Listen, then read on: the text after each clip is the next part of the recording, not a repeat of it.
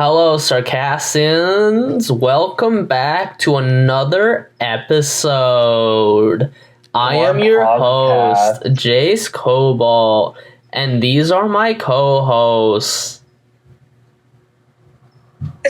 Yup. Yeah. I forgot my line. Can we do that over again? No. No. Alright, I just saw a post on Tumblr that says "Yay sex call" with their phone number underneath it. What the fuck? I'll send it to you, man. Oh, jeez. Okay, sure. It's like Win Friday. But yeah, how are you guys doing? Pretty good. Musical camp starts for me tomorrow, so Musical I'll be really camp? sore. What It's is like band camp, but for the musical. Oh. For people who don't get pussy even more than the people who are in band. Okay, come on. I just need to learn choreo and my lines, dude. Come on, dude. Yeah. Come on, dude. Maybe you can choreograph you getting thick. Okay, well, to be fair, it's my first musical, so I'm really excited. Mm-hmm. Yeah. When did you join theater? 8th grade. Oh, so Don't beam me up yet, Scotty. I'm having a she. See, it's funny because in 8th grade, I got a lead, and then since then, everything's been downhill. I peaked my first year, and it's been stasis since then. Oh my god. But yeah, I personally am doing okay. I listened to Jacob and I listened to the Donda live stream this Friday. Thursday? Oh, it was Thursday. Yes. It has been 3 days. 3? I'm doing math right? Okay. It has been 3 days. That thing was, my thoughts on it was that, it sounded like, a lot of it, the production-wise, I would say it sounded really, as usual, like Kanye West, ahead of his time, blah, blah, blah, futuristic, shit like that. But I would say, as for the song quality, some of them sounded honestly unfinished, in a way. That's what I would describe it. Yeah. Pretty empty. Mm-hmm. Some of them were vibes. It was definitely a vibe. Donda was a really good vibe, but some of the songs just sounded really it sounded like a demo. Not like the full song. And that's why Kanye is holed up at the Mercedes-Benz Stadium right now trying to finish Donda, torturing Mike Dean to death. Yeah, no. Trying to get that My album. thoughts on Donda are just some of the tracks sound repetitive. Where it's literally just one song is just everything's gonna be okay, just repeated over and over again. Wait, is Kanye gonna be what? What is it gonna be? What? What is Kanye going to be? Is he gonna be? Oh, okay. Oh, he's gonna be the state of Oklahoma. Oh god. Okay, so. But yeah, a lot of the tracks just sounded repetitive. It had so much potential. It just definitely needed polishing. Yeah, and the video itself, it was just Kanye walking around the stadium. Yes. What? Kanye vibing to his own music for an hour straight. Yeah, the people who went there in person literally waited an hour and 50 minutes for Kanye to show up, and then literally just watched him vibe to his own music. And the aux was terrible in the stadium, so much so that they couldn't hear the Jay-Z verse at the very end. They thought it was someone else. I think they thought 2 Chainz or something. Yeah. Because the music wasn't designed to be played in a huge ass stadium like that. Mm-hmm. Ren, did you watch the Donda live stream? I didn't actually. I don't remember why, but I think I was in the middle of something. Oh, okay. Yeah. Probably playing Minecraft. No, it was something important. I just can't Ren, her remember what. Minecraft playing addiction. Minecraft. Okay then, man. Just go ahead and assume things about me. Yeah, that's right. I'm assuming that you have a Minecraft addiction because I'm right.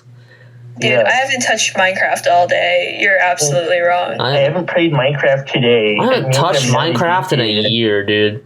I haven't started cocaine makes me today. I haven't done drugs today. That means I'm not addicted. I hate that. Yeah, overall, me win, no Donda. I'm very sad. Yeah, but I mean, hey, he's trying to make it he's trying to make a good, the best quality that he can. I appreciate that. It's just if you needed more time, Don't lie. If you needed more time, then you shouldn't have like set a release date. You know? Yes. Yeah. Because this is not the first time he's done it. He's done it many times. Yeah. You sent me the image of every editor Cobalt. Put the image of every single unfinished / scrap Kanye album on screen.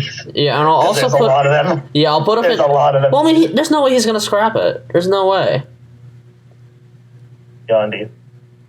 Okay, but was Yandi premiered to the people in like a stadium for everybody to listen to? It might have been. So that's a no. It was dude. If you looked at Yandi leak, like it was basically complete. Even like the demo-y things that we got. Donda's not gonna get scrapped. It's not gonna get scrapped. No way. I don't think Kanye will though. It literally premiered to the people. It was officially released. It has an Apple logo and everything. So what? Yandi had a logo, and where's that album? It's not gonna be scrapped. Anyways, okay, the focus of this episode is media. Yeah, we're just gonna talk about like famous people that we like, shows that we watch, and shit like that. We already talked about Kanye. Music. We already talked about Kanye enough. So yeah, what are some of the famous people that you guys like and sort of vibe with, you know? Alright, I guess a famous person. Alright, oh yeah. So then a famous person I like, well, Mars sent me something on Instagram. I did? Yeah, you did. Like, how long was it? 1 minute ago. Oh. Yeah, that happened. A famous person I like is Mars Freeze. Like, they're a really good art, like, photograph account, I think. And they have, like, over 500 followers. Like, they're pretty famous. Oh my god, I love Mars with Trees. This is not a promotion. Yo, they got 569 followers? Like, holy shit. Oh my god. I'm pretty sure Jacob has more than I do. No, you don't. I only have, like, you? 5... No. I only have, like, 500. Hold on, I'm 511. looking this up. Why are we comparing clout? he does not. He has I'm pretty sure 511. we've brought this up in the past. This is not promotion. Mars has 569. Adachi has Oh, yeah, 511. I have 144. Because this is a new account. Because Well, what about your old one? my old one had like 800 or something. I don't know. Did it? Oh, then I was probably thinking of your account, my bad. Also because you followed, like, 2,000 people. Yeah. I had to clean that shit out. Now I'm only following 181, and that's fine. Mm-hmm. Still feel like I follow too many people. Yeah. Like, Anyways, let's get back on topic. yeah, woo. What's an actor that Jase likes? An actor that I like? That's a good fucking question. What is an actor that I like? Well, I mean, okay, I talked about Donald Glover. I talked about Donald Glover in a music episode. I talked about him as like Childish Gambino, but I didn't talk about him as Donald Glover. Yeah, so Donald Glover, I really like him as an actor. I think the first thing that I saw him as was like a comedian. I saw his stand-up special Weirdo on Netflix. And I talked about Weirdo in the music episode, I remember. And that was my first introduction to him. I watched Community. God, I hope I'm not repeating anything in a music episode. I really hope I'm not. I don't remember what I said in a music episode. But yeah, the thing I like about Donald Glover is that I firmly believe that he is one of the most creative minds alive right now. Like, if you watch I think his first acting gig, and is probably one of his most well-known, was in Community as Troy Barnes. He played, he was like this football player who sort of chickened out of like scholarships by breaking his leg, and now he has to go to a community college, and he's basically like the comic relief and like the heart and soul of Community. And he brought that show to life, sort of. And that's when his acting started. His acting skills really showed off there. His creative skills show off more in his music videos. Sweatpants, 3005, Sober, This Is America. All those music. It also has multiple clips like that he made for because of internet. Like, yeah. He basically, a lot of them were like basically 1 minute clips based off like the songs and because of internet. Yeah, motherfucker made an entire screenplay for his album. Like, that's nuts. And then he also made Clapping for the Wrong Reasons, which is a short movie linked to that album as well. Mm-hmm. Yeah, he's just very creative. Like, Sweatpants is Time Loop, 3005 and the Ferris Wheel and the Teddy Bear, Sober in the Restaurant. It has so much. Everything has so much symbolism. Yeah, it's great. Yeah. And I know he has a show called Atlanta. I haven't watched it. I haven't watched it. I need to watch it. Yeah, me too. Yeah. But yeah, he's like, God, what is he? I don't know what he's credited as on Atlanta, but I think he's like writer, director, producer. I'm pretty sure. Yeah, the dude does everything. That's why he's amazing. Yeah, he's great. Anyways, Renathy. Hey. I'm trying to think of like photographers that I really like, but I don't remember their names, but I remember like their accomplishments, which doesn't exactly help. But yeah, so like come back to me. Okay. No. I know both of you already went, but like Adachi, you can go again. We'll alternate until Ren interrupts us. Yeah, right, got it. So then, I'm thinking of like voice actors that I like. Mm-hmm. I really do like Rie Takahashi. She's like a Japanese seiyuu. Mm-hmm. She voices who does she voice? She voices like Mega Man from Konosuba. She voices Hu Tao from Genshin Impact. I forgot her other roles. Oh yeah, she also voices Sumi from Rent a Girlfriend. You and I have not watched that, and I probably won't because it's bad. She's very interesting as a voice actor, and yeah, I like. She plays all like the cute lolly characters, right? What? She plays all the cute lolly voice actors, right? I mean, she plays all the lolly characters, cute lolly characters, right? Right. I mean, not really, because like, well, Sumi's like, I forgot how she's like. I believe she's an adult. I don't really know, and Hu Tao's like an adult. I also really like, what's his name? I don't really know his name, but like Dio's voice actor. Hold on. I'm gonna look up the name for him. He's amazing. I think he's amazing. I'm gonna look up the name for Dio voice actor. Why is there two? Takahito Koyasu? I think it's the most recent one because like I believe they're both related.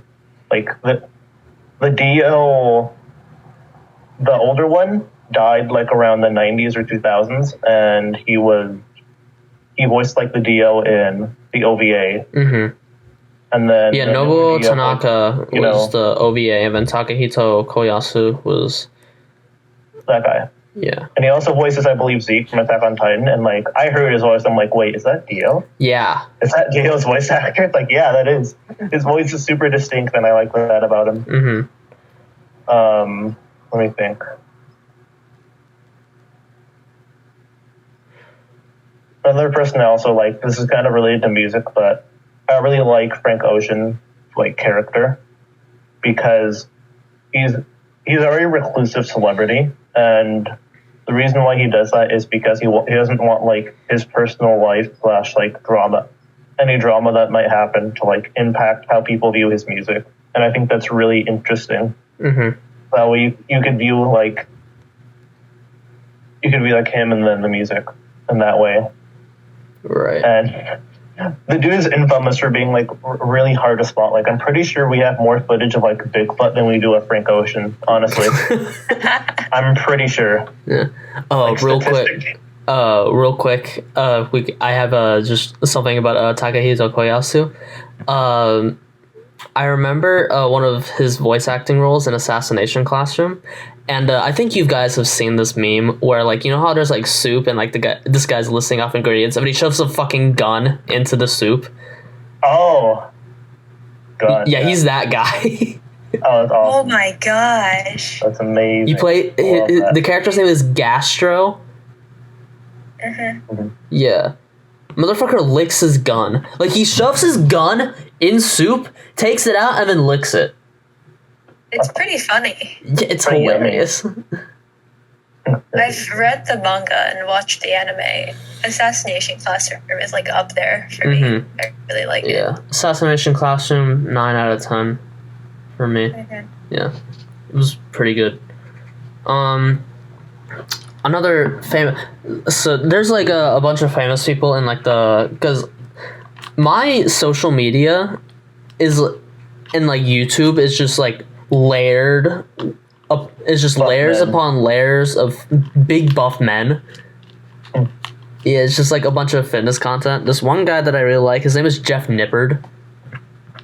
It's a really weird last name, I know. I love saying his name, Jeff Nippard. You know, really hits the spot on your tongue whenever you say Nippard. He hits different. He hits different. No, okay. The reason why I like him is like I feel like he's a lot like I relate a lot to him. He's 5'5", like me. He listens to Kanye as well. King.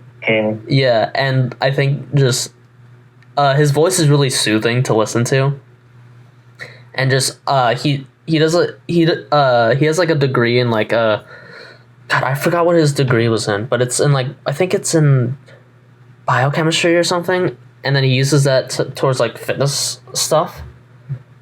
And he's probably one of the most he's probably one of the best creators in the fitness circle. Based off of his like scientific research for fitness stuff, and his videos are just really, really good. His most recent one is his best one yet. It's basically like how to gain muscle explained in like different levels. It's just 20 minutes of him just getting more scientifically in depth about how to become a big buff man. Yeah, I really like him because I just think that we're very similar. Speaking of big buff man, this one's not big and buff, but Ansel Adams.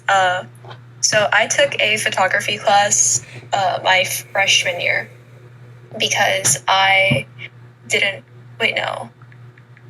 It had to, like, replace one of my classes. I don't remember... Oh, it had to replace my social studies class, yeah, because I had gotten the credit for it. And so... a lot of it was learning how to use Photoshop, but also every now and then our teacher would give us like a presentation on like a photographer that did like groundbreaking stuff for like the world of photography, right? And one of the people that like stood out to me most was Ansel Adams. Editor Cobalt put an image up of him up on screen. Oh, don't worry, I'm doing that with everybody who we haven't mentioned before. He is so fascinating to me because in terms of what he's done in his career-wise, even outside of photography, he has done so much net good. But in his personal life, he wasn't a great guy. And that kind of contrast, I think, is really ironic because a lot of his photography, like his style, is known for its tonal contrast. And so is that like reflective, like in his life? It's sort of like reflects his own life in a way. Yeah, it's a little tragic, but I do quite. To me, the reason why he's kind of special to me is because I generally don't like nature photography, and it's not so much that like I think, oh, a lens can never capture life, truly capture all aspects of life, or like nature's stupid. I'm a gamer. I stay inside. It's more so that with like photo sharing and like being a photographer nowadays, especially on Instagram, it's more just a show of how good your specs are, and being in the highest mountain peak, or being in like the most dense forest. It's just a bunch of these pictures with no real meaning to them. And the only reason why they're cool is because they're in a cool location and a really high resolution, right? But this guy basically paved the way for nature photography just because of how good he is with contrast. And his use of pictorialism. Editor Cobalt put the definition up. I don't even know what that word means. Pictorialism, it does bleed into film a little bit. But yeah, personally, I don't like pictorialism. But again, I feel like Ansel makes like parts of photography that I don't like, he makes them likable to me. And I think that's amazing. Like with any sort of art form, if you're able to move someone, especially someone who is a very harsh critic, I think that your art is very much worth something, and that you are like, you know, a standout kind of guy. And yeah, I do relate to his style of photography, just because I also use high contrast, except he was more so a black and white photographer, just because he lived in like the 1900s. And so he used like a traditional camera, like black and white.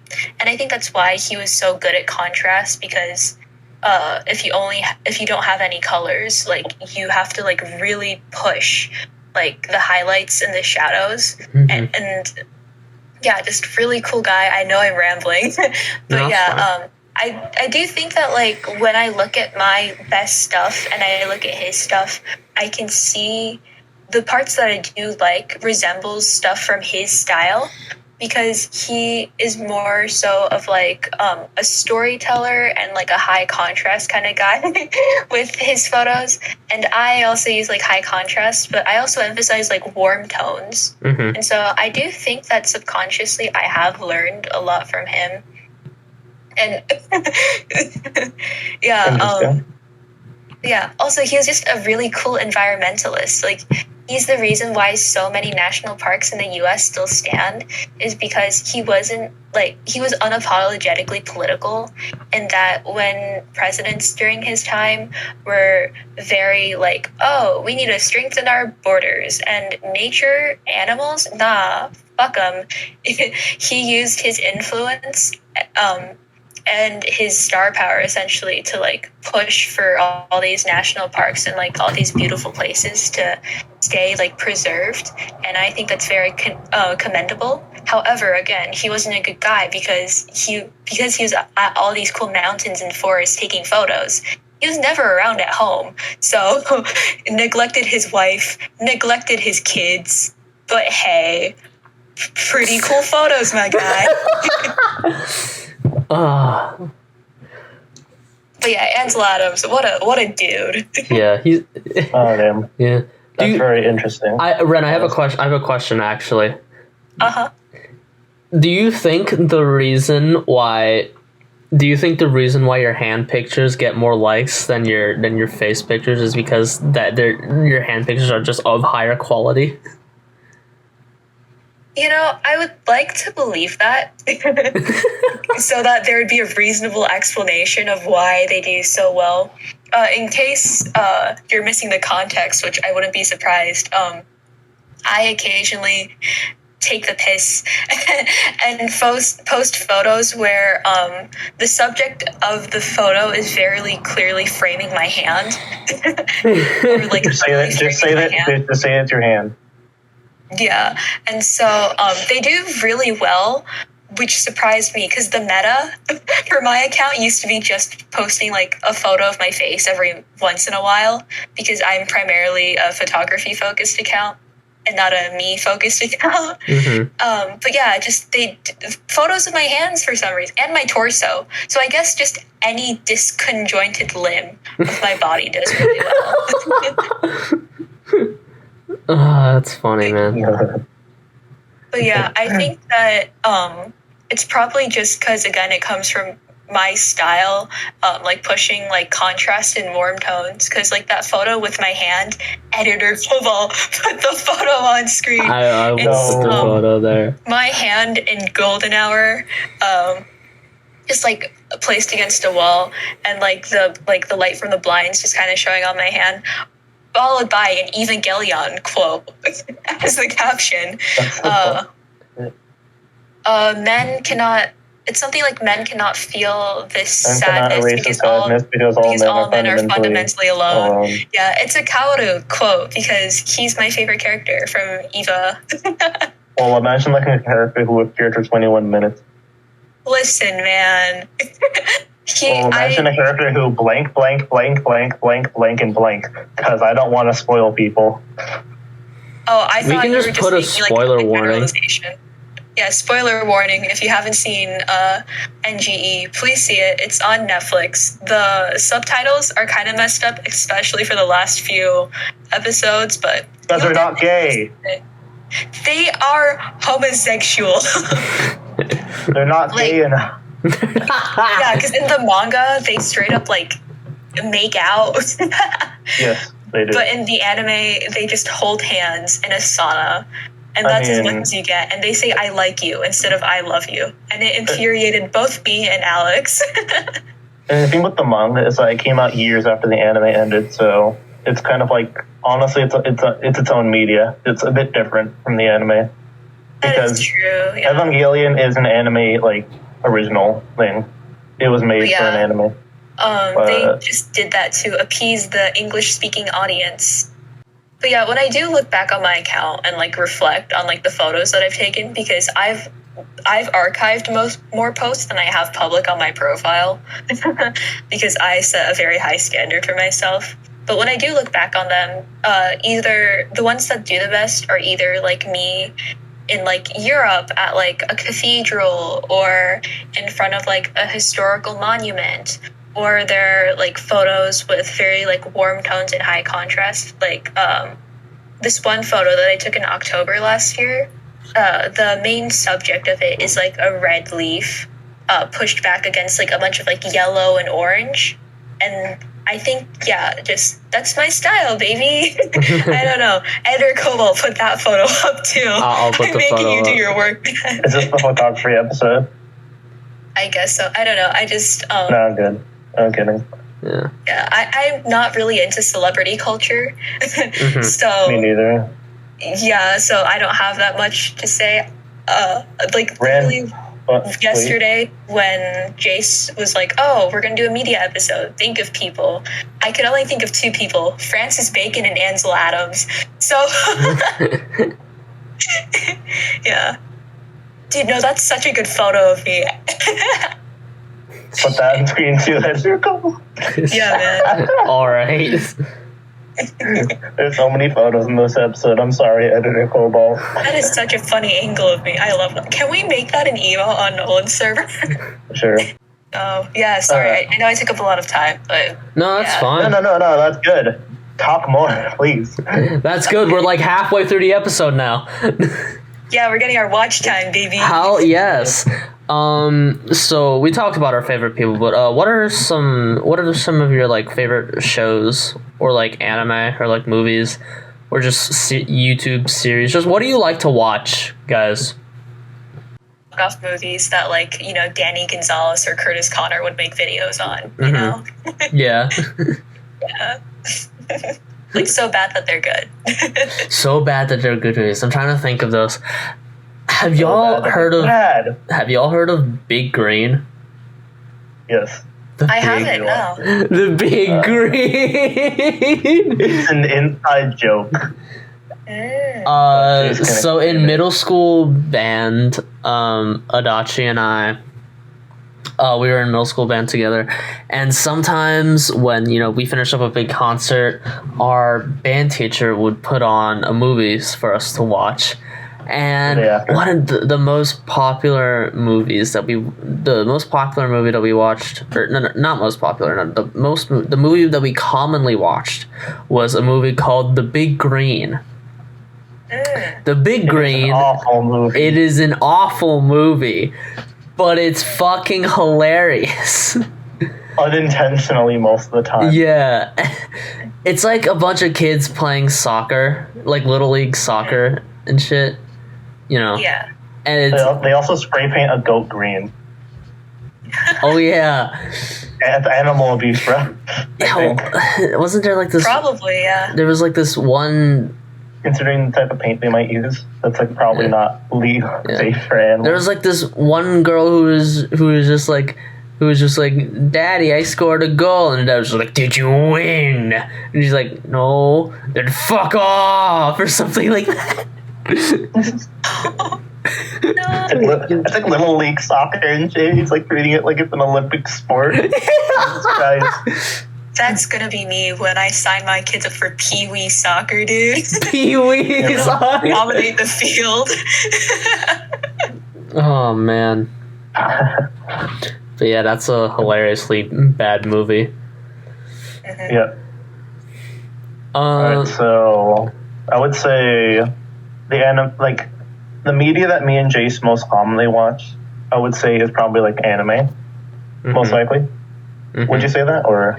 Yeah, I watch a lot of anime. I think recently, I haven't watched anime in a while, honestly. Yeah. But as a whole, I would say that's the media we consume the most. And for me, my favorite anime, anime can be both plural and one, but favorite animes would be like Hunter. Like I love Hunter x Hunter. That's my favorite anime, definitely. If you can't tell from my Gone pillow that I own, and the Gone gif that you send all the time. Yeah, that one. He's my favorite fictional character ever, and I also like Gurren Lagann, as well as JoJo Part 4, and I also really do like Konosuba, even though I can admit it's not like of high quality. It's hilarious.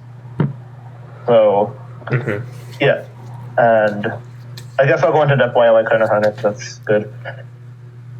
I like Hunter x Hunter a lot because of like how, in a way, it kind of both sticks to like the genre of shonen, but also defies it in a lot of ways.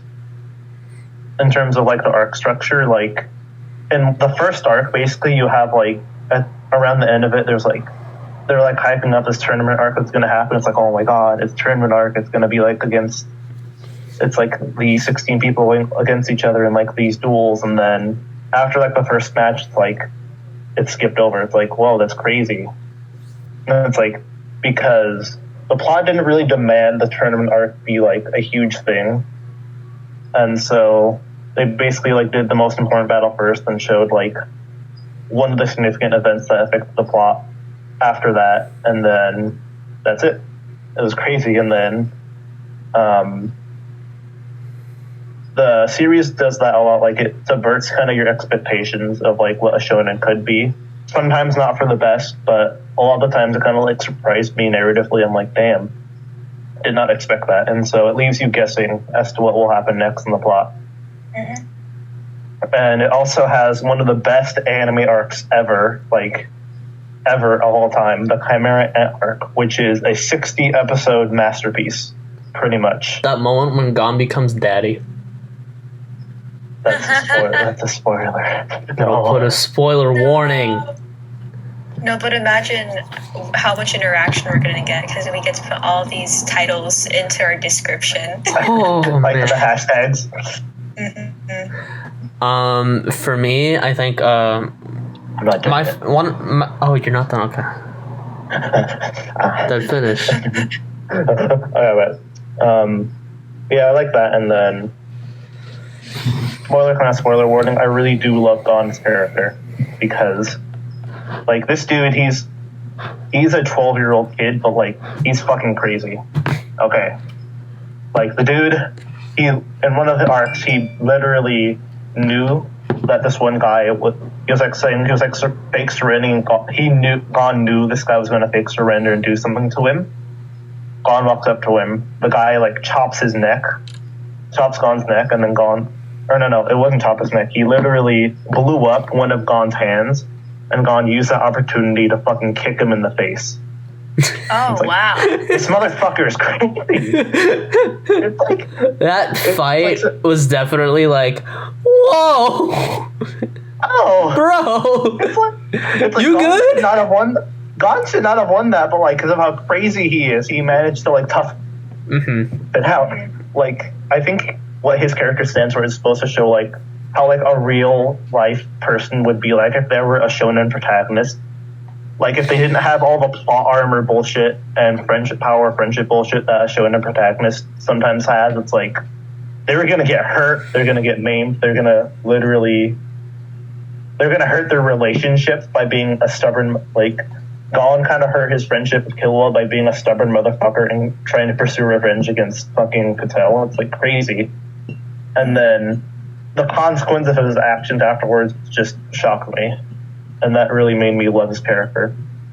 Because episode 131 of Hunter x Hunter,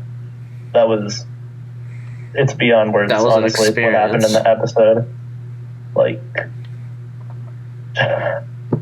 Gon just... it's very realistic, that's what I'll say. Mm-hmm. It literally is what, like, a shonen protagonist would be like in the real world. Like, they would be viewed as, like, a much too naive and insane person, someone who takes way too many risks, and someone who definitely wouldn't get away scot-free with all the risky shit they do, like how shonen protagonists normally do. Like, you see Naruto, this guy, in one of the arcs, he's like, do you remember the Russian Shuriken arc, how, like, yeah, he couldn't, like, quite toss it yet, and so he slammed it into Kakazu, and he almost broke his arm, pretty much, permanently. Mm-hmm. Also, Naruto proceeds to use the Russian Shuriken like that more. Gets no penalties for it. It's like... I think something that you like almost mentioned earlier with Gon is that this one scene from the Hunter exam arc. Yes. Where Gon versus Hanzo. When Hanzo was just beating the ever-living shit out of Gon, he's like, I'm not gonna surrender. No, fuck you. And then the rules are he cannot kill. None of the contestants can kill no one, and Gon takes full advantage of that, and literally he presses Hanzo to beat the shit out of him, and he will not give up. Yeah. It's insane. It's like presented as comedic kind of, but if you really think about it, it's like, fuck. Yeah. This 12-year-old kid is letting, like, this adult beat the shit out of him so that way he can win. Motherfucker just wants to see his dad, bro. And Hanzo he gives up. He's like, all right. Fuck this. This is not worth it beating up this kid. I'm gonna try again next round. Mm-hmm. And a lot of the moral implications in Hunter x Hunter are pretty crazy too. Like, definitely in the Chimera arc where, like, how it's shown that even despite the fact that Meruem's, like, pretty much this, like, morally black character, evil, ambitious, wants to rule the world, does not care about people around him. He eventually grows to be, like, his character development in just, like, those 60 episodes surpasses that of even, like, main characters sometimes, I would say. Mm-hmm. And how, like, it shows that in the end, like, when Meruem, like, is fighting Netero, it's like, oh my god. It's like, who's the bad guy here? That the moral conflicts in Hunter x Hunter and how it doesn't really present a clear answer is honestly what, like, I desire from media a lot. Like, what I view the world as, like, honestly huge shades of gray all around. There's never really a right answer most of the time. Mm-hmm. And the way Hunter x Hunter presents that in, like, its crapsack world and everyone being, like, a morally gray character and how the protagonist interacts with that world just kind of blew me away, and it's really something I like and desire to write in media. Yeah, gray morality is very interesting when portrayed in media. Mm-hmm. I think definitely when written. Yeah, one of my favorite shows, my favorite anime of all time, Code Geass, definitely shows gray morality in its main character Lelouch. I won't go in depth about it, but I won't go that in depth about it. But Lelouch is just motherfucker wants to create a better world for his sister, and just kills all the Americans because of it. That's what it is. I would kill them. I would kill them too. Yeah. But instead of Americans, they're called Britannians. But yeah, I really like Code Geass a lot. Another show I think does Great Morality really well is the Fate series, especially in Fate Zero with the character of Kiritsugu Emiya. Is he the MC? Yeah, he's the main character. Oh, okay. Yeah, I mean, it doesn't feel like it at first, but then in like season 2, when you see his whole backstory and shit, it really feels like he is the main character. But I'm not gonna spoil it.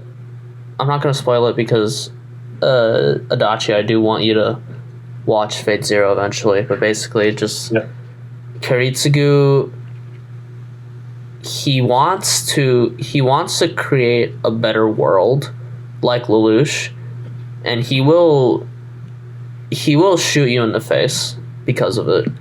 But like he also wants to he wants to save people, and it's really heartbreaking. It's conflict. It's conflict, yeah. Speaking of anime. Yeah. Speaking of anime, I won't delve into that because pretty much whatever these guys watch, I also watch too. Yeah. But along that line, I've been getting more into like manhwa and like webcomics lately. Mm-hmm. And dude, just Yawn. I feel like I was giving them a bad rep. I think I like just for whatever reason was like, oh, it's just comics that like update every week and it's like weird love triangles and it's so cliche. They're pretty good, honestly. Mm-hmm. Like my favorite 3 of them, Your Letter, Seasons of Bloom, and what is it? And Approximately a Ghost. I think that like manhwa and like online, specifically webtoon, I think it opens up like drawing-based storytelling for like any artist, any digital artist, and I think that kind of accessibility leads to so much creativity, which is why like just like it's mostly just like independent creators that have like the most popular like webcomics, which I find really interesting. Like there was a whole controversy recently, right, where Webtoons was pushing this Webtoons original series called Boyfriends. I don't know if you guys heard this discourse. That's some yaoi shit, isn't it? Basically, yeah, they made it like this really pastel-y, like cute art style, but they marketed it as this, oh, it's an open relationship, LGBT comic, how cute is this? But people hate it for that exact reason, because you can tell like that it's a clear just like marketing like cash grab thing for them. Oh, it's just pandering. Like yeah, like all like these 4 boys, right? Because they're like 4 guys in this open relationship, and it's supposed to be like this, wow, these guys have never been in like a male relationship, nonetheless like an open relationship before, and so it's supposed to be like this cool, like they all like met each other in different ways, and they're just college guys trying to figure it out, but they end up becoming these 4 like stereotypes. Right? Like they feel so two-dimensional. Like this one guy, he's like this short, like ooh-woo. Oh my god, I love video games, but he's a femboy. Oh my god. And I'm so clumsy. Oh my god. I would wear the maid dress if he asked me to. I want to stab him in the face. Oh my god, I want to fucking kill him already. This other dude, he's like super emo, but then like once every episode he'll like have a soft moment, and then the rest of the 3 of them will freak out and be like, oh, but you're supposed to be the emo one, you were so wholesome for that split 1.2 seconds. It's a recurring gag, and it's like no variety, and it's probably repetitive as fuck. Yeah, and then one of them's just a jock, no nuance, and the other one's just a yandere, basically. Fucking like a tsundere. My bad. I went so younger. It's like that would have been kind of interesting, actually. That would have been cool, yeah. But just like it's just these 4 walking, talking stereotypes that happen to be gay for each other. Like their relationship adds nothing to the plot. So, like there's no plot. There's literally no plot. Is it a slice of life, but like no plot? Yeah, it's just like It's a slice of life, but no slice. Yeah. A slice of life, but without the life. It's a slice. I read it like when it first came out, and I kept up with it for like a solid 2 months, and I thought like it'd pick up by then, right? No, it's just like the arcs, the quote unquote arcs they have, start and get resolved all in the same episode. Oh. One episode. Chapter, my bad. Yeah, like literally the plot to the last chapter that I read, because I don't keep up with it anymore. The little small uwu guy, he's failing his exams because, oh no, he stays up so late playing video games all the time. And so he's like all sad and goes crying to his boyfriends. And so they study for like literally 1 week. And then he passes his exams. Yo, what is That's not how it works. That's it. And the jock dude's like, haha, I studied with you guys, but I'm still super dumb. It's It sounds like it honestly sounds like a series that would come from like the mid to late 2000s, like a sitcom or something. I don't know. Oh my god. A really, really generic sitcom at that. Honestly, for sure, yeah. No idea with that. It just makes me so angry. I could tell because you talked about it for 5 minutes. It's infuriating. Yeah, I haven't read a lot of. I haven't read. But like, I haven't read. I've seen a lot of this stuff on this manhwa called Solo Leveling. I've seen a lot of stuff on that, and like apparently it's just like, oh, if this gets animated, it's gonna be like the hardest shit of all time, or something. Mm-hmm. Like, have you read Solo Leveling? I haven't read it, but the art style is insane. Okay. Damn. Okay, I was just wondering because I wanted to see if the hype was true or not. Hey guys, should we talk about? It vaguely reminds me of Blue Exorcist, if that helps at all. Jase. What? Should we talk about media we don't like? We can. American cheese. Fuck off with that shit, bro. Alright, Jase, you can start off. Oh, bro, you want me to start off? Okay. So, there's these, I don't know if I mentioned this before, there's these 2 shows that I am not a very big fan of. I hate one. I wish the other one was better. So you're not mad, you're just disappointed. I'm not mad, I'm just disappointed. So one show that I don't like is Demon Slayer. Mm-hmm. I think it's shit. Just straight up, I just think it's shit. Like yes, I admit the production is amazing because it's made by Ufotable.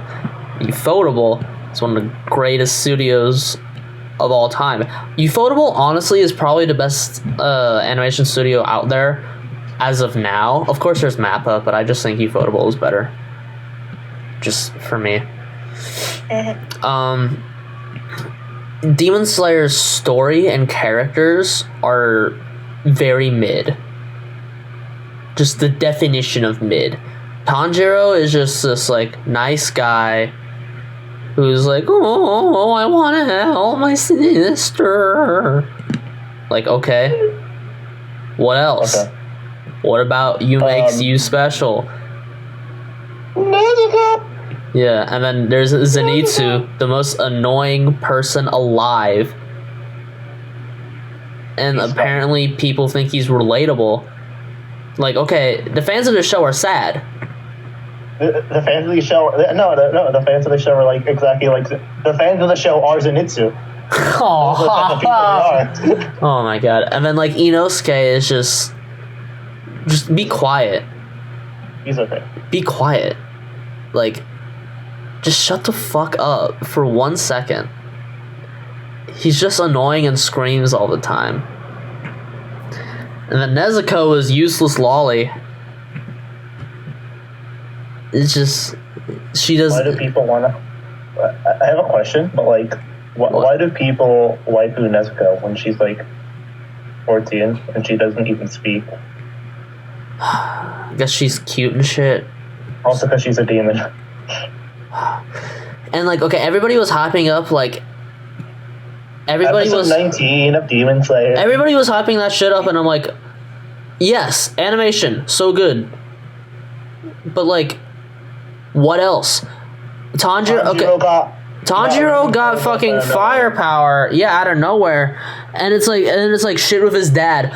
You haven't like built up that flashback with his dad and like the entirety of the series, and everybody's like, oh my god, Tanjiro and his dad. Like, you didn't build that up at all. You just popped that shit out of nowhere, and apparently it's important now.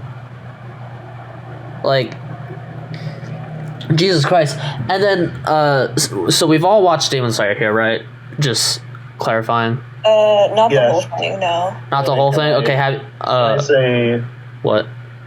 Can I say the most disappointing part of the episode 19? Go ahead. That's fine, yeah. Go ahead. He didn't end up killing the fucking demon. Rui did not die because of Tanjiro. Isn't that his whole mission, to like kill demons? That was a fake out. Yeah, oh my god. Yeah, Rui didn't fucking die. Episode 19. The entire build-up, the amazing moment of episode 19, it was for nothing. Yeah. It's blue balls. It's blue balls in anime. And then Gyu kills him, and I'm like, fuck off, Gyu. Fuck you. You stole that entire moment from Tanjiro. Like, Jesus fucking Christ. Jesus Christ. Christ. Jesus Christ. Fuck. That's true. That's me. Yeah, but, I am... like, Demon Slayer is a 6 out of 10. Because, like, I can't deny the math on this. Like, because, like, I have, like, an exact rating system. And, like, the math can't deem it lower than, like, a 6. So I have to say that it's a 6. But, yeah, I just think that Demon Slayer is mid as fuck. I think for me, Demon Slayer is just one of those like guilty pleasure shows, right? Mm-hmm. Because I think that like just artistically, just like purely just like the animation is very beautiful, and like I really like the fight scenes. I don't really care for the plot that much. I think that like the lightning dude, I think he's really annoying and just really two-dimensional. Don't like him that much.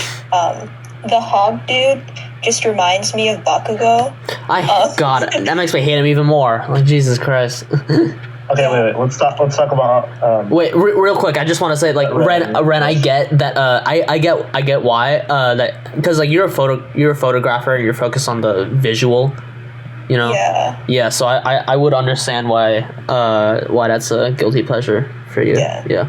Story-wise, I do agree that it's very underdeveloped. When I want to look at something pretty, I'll like look at the fight scenes and I'll be like, that is very fluid. Yeah, I of course. really like that. Yeah.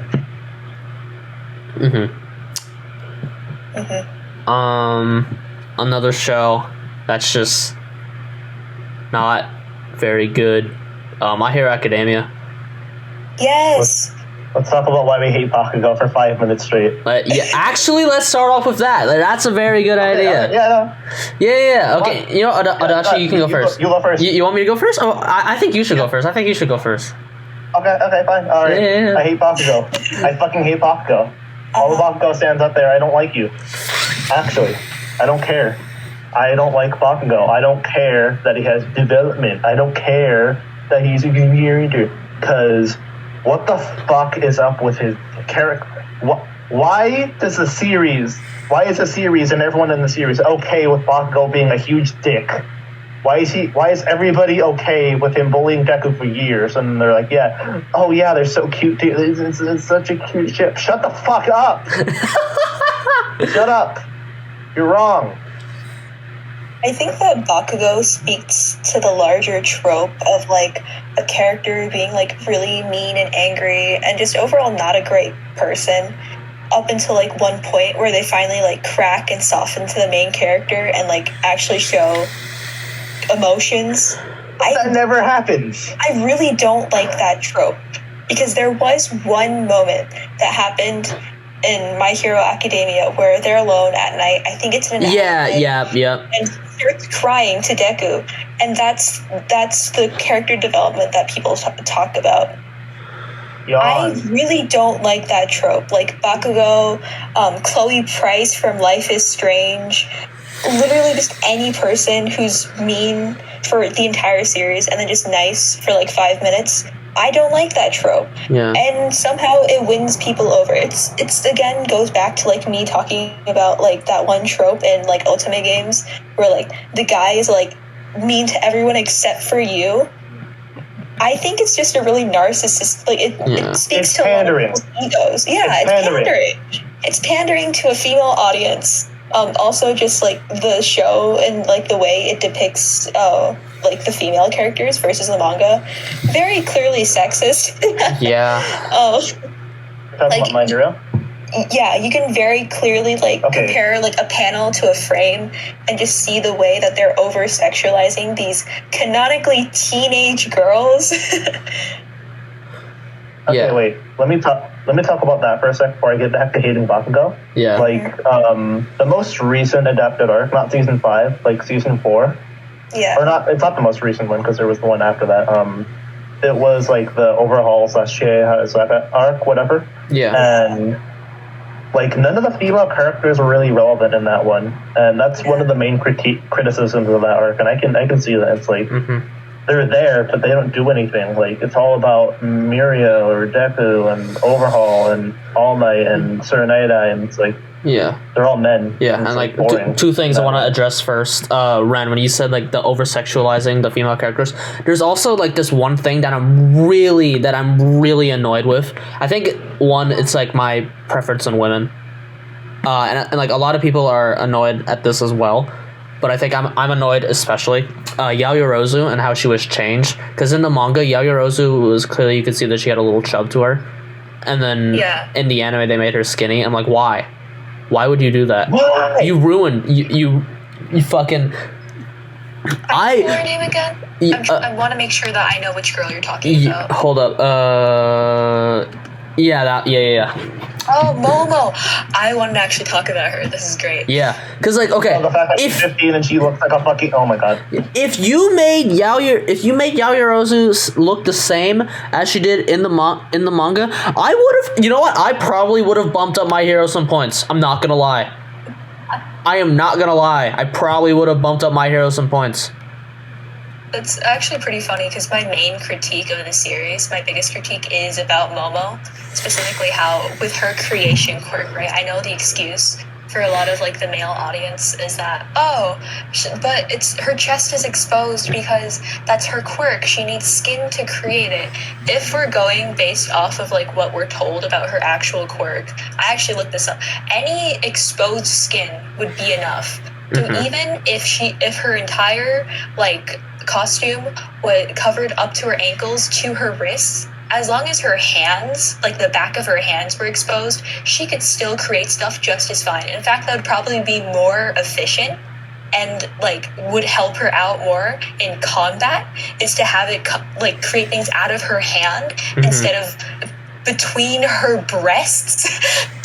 Yeah, that's just Pandering. Yeah. Pandering. And Adachi sent us in the chat, Araka looks chubbier in the manga versus the anime.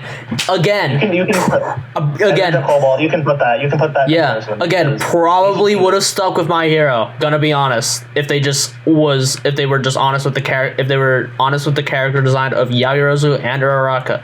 I'm not gonna lie. I would have stuck with it, and I would have bumped up the anime by a few points. You know.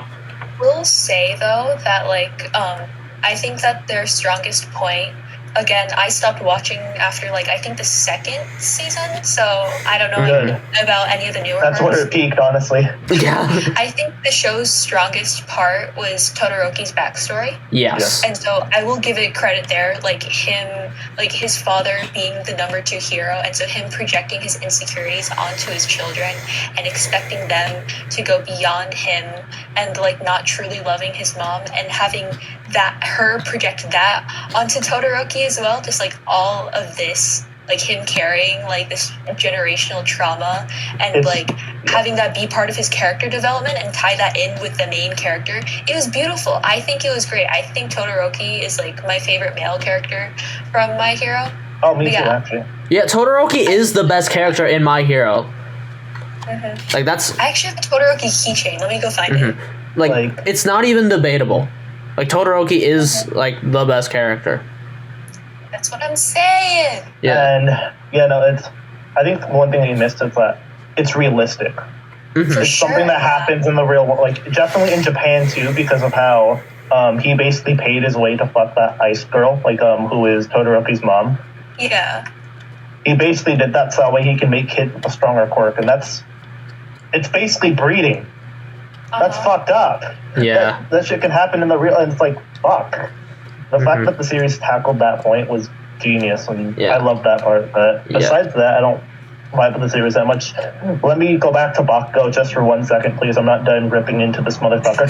Yeah. I hate how the series doesn't, like, none of the characters ever, like, really comment on how Bakugo's a big asshole. None of them really care that much. They're just like, oh, it's Bakugo, he's being Bakugo. If anybody acted like that in real life, nobody would like them. Nobody. Exactly. Nobody would like the sweaty, yelling ass face of a character. Yeah, dude, Bakugo is like smelly. If you couldn't tell, I hate Bakugo. If you couldn't tell into this video. I think a good rival would bring out like the best in a main character, right? And they would try to challenge them to be like the best version that they can be. I think that Bakugo, instead of being like the person that Deku wants to be on the level of, or the person that he wants to beat, Bakugo is a roadblock that he has to constantly jump over and go around. Yeah. Like he's like a Pokemon rival. Yeah. He's like always showing up and shit. He's like, oh, I have to deal with this now. It's more a hindrance than anything. I personally disagree with your statement, but it's a flaw in the writing, because like Bakugo, I feel like Bakugo does actually bring out the best in Deku, because like Deku is always like, oh, I'm gonna beat you one day, Kachan, and it is like, and like him like wanting to him striving to be better than Bakugo is him striving to be the number 1 hero. But like that shouldn't be the case. It shouldn't.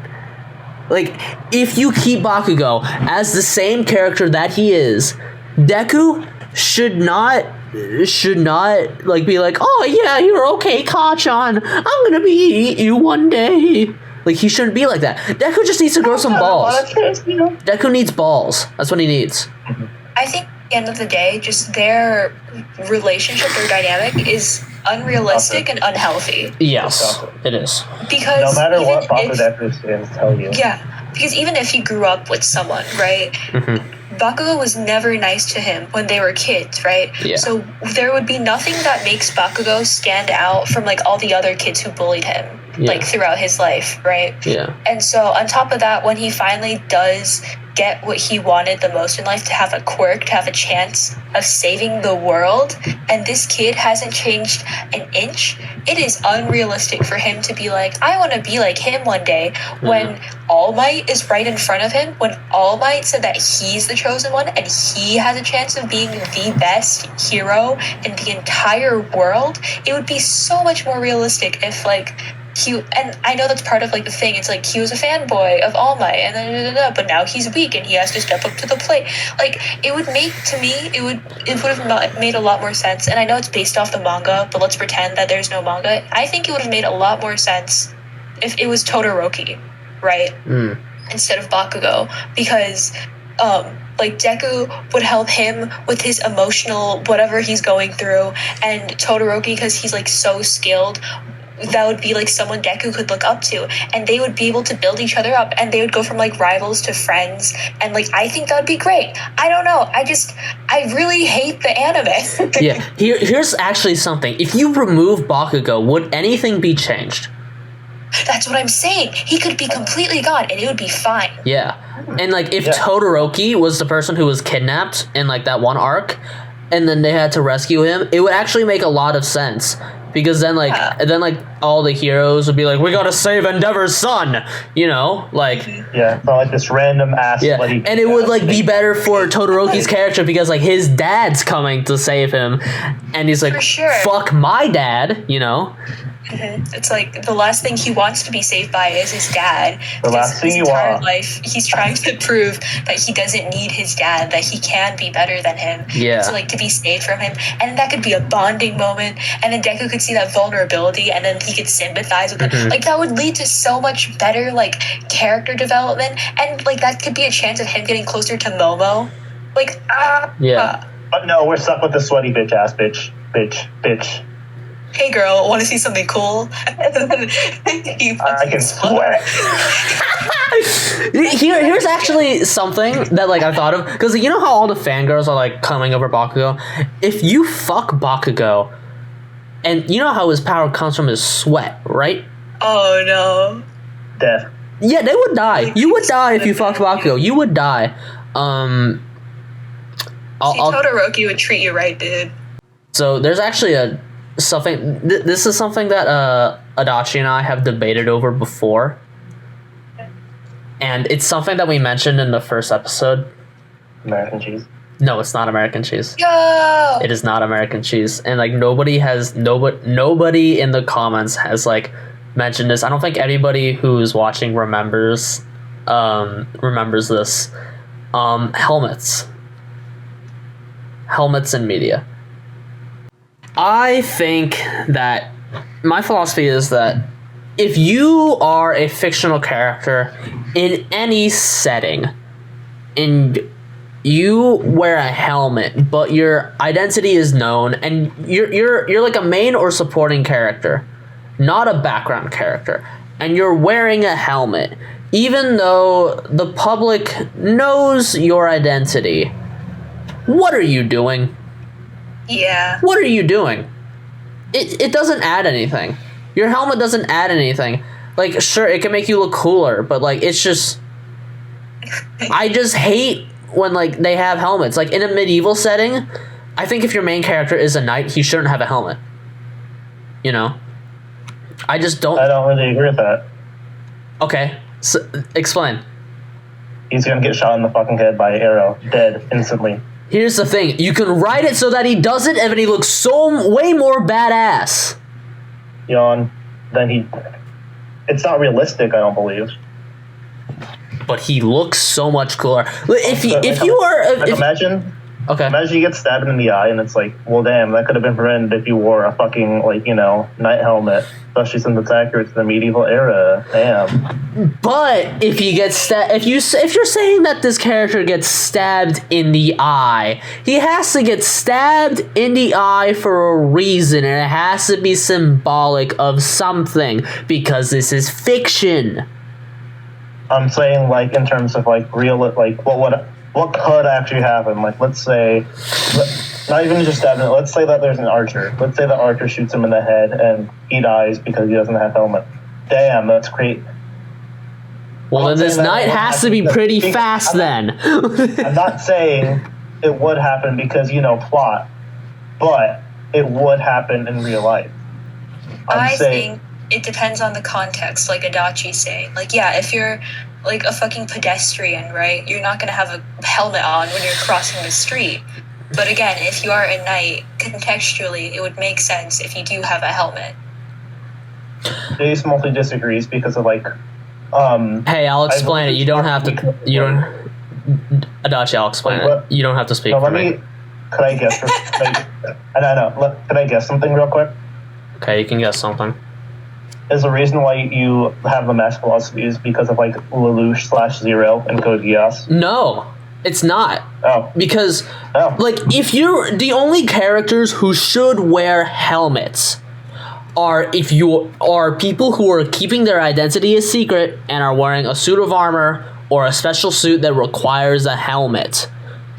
And or like if you're like a villain or like some weird anti-hero and you need to wear a helmet or a mask to like cover your identity, and then your identity is this whole mystery.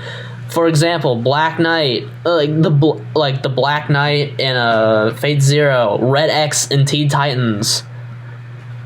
Like Batman. X is kind of hot, not gonna lie. he's just a kid in a red mask, Ren. I've seen like one picture of it, and I haven't seen anything since. But I was like, dang. Like, Red X and Nightwing, dude. I'm just gonna mute Ren real quick and pretend she doesn't exist. No. It's Okay, just now she's No, muted. but I see your I see point, her. dude. I see her green circle, but I'm not hearing anything. it just Okay, sure, man. it's just annoying to me because the world knows who you are. We know who you are, and you're deciding to wear a helmet For safety impact reasons. it doesn't look cool. If you're just like some hot dude in a suit of armor, then like that and in like a cape and shit, that's badass. All right, helmets. Okay, helmets are only badass if you are covering your identity. They can lend to the design of the character to look cooler too. Fuck helmets. That actually reminds me of one of it. It was my guilty pleasure show. It no longer is. But Miraculous Ladybug, to our more mainstream audience, Miraculous. show before. But my problem with them having disguises, right, is because the two like superheroes that save Paris, right? So the guy, he is a teen supermodel in Paris. And the only thing that changes about their two costumes, right, is that it's like a skin-tight suit with a mask that just covers their eyes. A domino mask. Their hair doesn't change at all. So you're telling me that the entirety of Paris does not recognize the most popular male superhero in their town as the teen supermodel heartthrob of Paris? I used to watch Miraculous. I will admit, and I didn't actually think of that because like I was just my whole thing was just like, how do like they not know their identities? That's what bothered me too. Yeah, because Suspension of disbelief. they have no like makeup change. Their hair stays the exact same, and their like costumes are like just they fit exactly to their body. So how would you not recognize each other, especially if they both, spoiler, have a crush on each other for like, what is this, the 5th season now? How have they not figured it out? They're dumb. Maybe they're just Like 9 Dude, like- either. I think both of them are like 14. dude. Like at least Batman, like he wears the entire cowl that covers his hair. The only thing it doesn't cover are like basically his eyes and then the fucking mouth. It's like no one's really gonna recognize him by the mouth and eyes really Yeah. as Bruce Wayne because you can't see the hair. But these guys, they're just wearing like a Halloween costume, basically. A Halloween costume, dude, and they can't recognize each other nor in the public. Like, damn, it's crazy. Anyways, I have to suspend my disbelief so high in order to believe that would be true. I get it. It's a kids show. Like, it's meant for like 8-year-olds who have nothing to watch on a Sunday morning. I think they would tell faster if they were in that situation. Yeah. But anyways, fuck helmets. No, wait, friend. Fuck helmets. Fuck helmets and masks. You man. You know what? Comment down below if you're comment down below if you're a no helmet gang. Yeah, comment down below if you're an anti-masker and you don't believe in vaccines. Wait, no, no. no, wear your mask. Wear your mask. God. Wear your mask. That's where we're gonna end the episode. Thank you so much for tuning into SarCastic. Make sure you subscribe to us here, share, like, whatever that is, and make sure to follow us on our more popular Instagram page at SarCastic Podcast. And if you want to check out us individually, SarCastic Podcast is following all three of us over on Instagram. DM us, put us on your Instagram story, whatever tickles your fancy. Okay then, bye. Bye. Comment down below your helmet preferences. That's the point of a mask.